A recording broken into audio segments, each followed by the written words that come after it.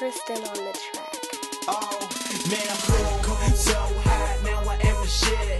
Now my name is buzzing, now let's get who the kid. Shit that I'm on, in my own time zone. Shit that I'm on, in my own. Yeah, that's actually my first mixtape. It's called The Icebreaker. I've been putting super effort into it when I was back home in Toronto this summer, working with Mason Payne as my engineer and Hustle and Flip. It's been an ongoing process. I always wanted to kind of, put out mixtape, after one another, but I really put a lot of effort into it, and you can see that the different styles and how I've, adapted or how I've changed as an artist throughout it, and I think that will definitely show the type of music and the, I guess, like the kind of spectrum of how I can go from, trap music to whatever to old school hip hop, and I can kind of, be an artist. I can do it all. We're actually doing a video right now with Eric Paul. Hopefully I'll throw that song on the mixtape. Mason Payne, who's my engineer back home. Emcee, who's one of the craziest underground rappers I've ever heard. Our flows definitely complement each other, even though they're completely different. Completely, what we're talking about is completely different. My process, I'm really kind of like, when I hear the beat, it almost inspires me. Where sometimes I'll go into the studio or when I want to write, and I'll have some ideas or topics I think of, and then I'll kind of find a beat that goes around it. But most of the time when I write, it's when I hear a beat that I'm really, inspired by, then I'll start writing to that beat. And then it just kind of puts me in the zone through that way. Some of my influences, right now who I'm listening to, definitely Big Crit. Wiz Khalifa is a big thing. I'd say coming from, Toronto area, definitely Drake was very inspiring to me. But really all kinds of hip hop. I mean, I never really listened to just, the harder side. Like I listen to DMX every now and then. I listen to Nelly. And now the same thing is like I could listen to Juicy J and have a good time, and then at the same time I could listen to, Mac Miller, who's different side of the hip hop scene. Yeah, it's crazy. I mean, really, it was never heard of until Drake really came out. I mean, we have Cardinal Official that came out, but if I would say who's Cardinal Official, people would say who is that? But he had that song with Akon, Dangerous or whatever, and he's been around for a while, but I think he kind of set the tone for everyone, and then Drake just took it and ran with it, and he blew up big time. But I mean, there's been people grinding it out in Toronto big time.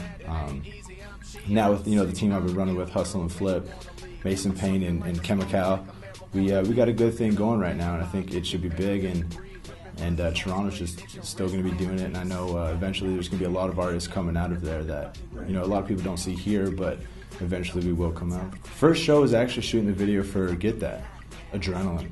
That's all I could say, and it's like, I don't really get too nervous before shows. It's more anxious. I get excited to do them. I was really excited, and I knew it was kind of like a stepping stone to the next thing. That took us, about a month and a half, I think, but every day it was something new. It was my first video doing it, so I didn't know exactly how everything, happened, how it worked. I didn't realize we needed like 5-6 cameras to get different angles. I didn't realize how many takes it would take. But we had a lot of fun. Max and Kyle and all the guys kind of helped me out through it, told me what to do. I was always nervous about what I do with my hands, what I do with my face, where do I look with all these cameras. Oh, favorite Disney princess? I can't pick all of them? No. Okay, I'd probably have to say Snow White, but I do have a slight crush on the girl from Aladdin. For some reason. Jasmine? Yeah, Jasmine, that's it. I think, yeah. Why Snow White? I don't know. I mean, she just got all those 7 dwarfs, so she must be doing something right? Like, zombie. So we're talking like Call of Duty zombies coming at me? We're talking, Call of Duty zombies. We'll go for that. I mean, I would definitely have to say a butcher knife, because that would just be fun. I mean, obviously, in my dream, I'm not going to lose. So, I mean, definitely a butcher knife, or I'd say a bazooka. All right. Bazooka would be fun. Blow it. Take out a bunch. A couple hand grenades, maybe. For sure. Probably a Rambo headband. But where do you go? Where's the hideout? Where's the hideout? Probably the Creme Lab, because I know they'll have some crazy gadgets we can kill them with. Clothing sponsor, this is actually one of the shirts here. It's called Do More. The founders, the one guy that actually hooked me up with it was Darcy McMahon. Buddy from back home kind of hit me up, and he said, you're exactly what I want my clothing line to represent. Someone who's doing more. I'm here. I'm from Canada. I'm down in the States playing baseball, still doing music, still doing my education. So it's kind of like, I'm doing from the outside of the realm of the norm, what a normal person, I guess, does, and not just doing music or not just doing baseball or not just going to the States for school. I'm kind of like doing all three.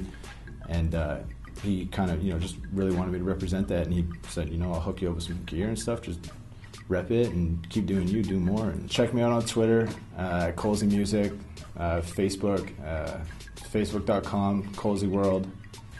Basically just keep supporting me. I do it for my fans, I do it for music, I do it, for everything. So. Right on, dude. Thanks.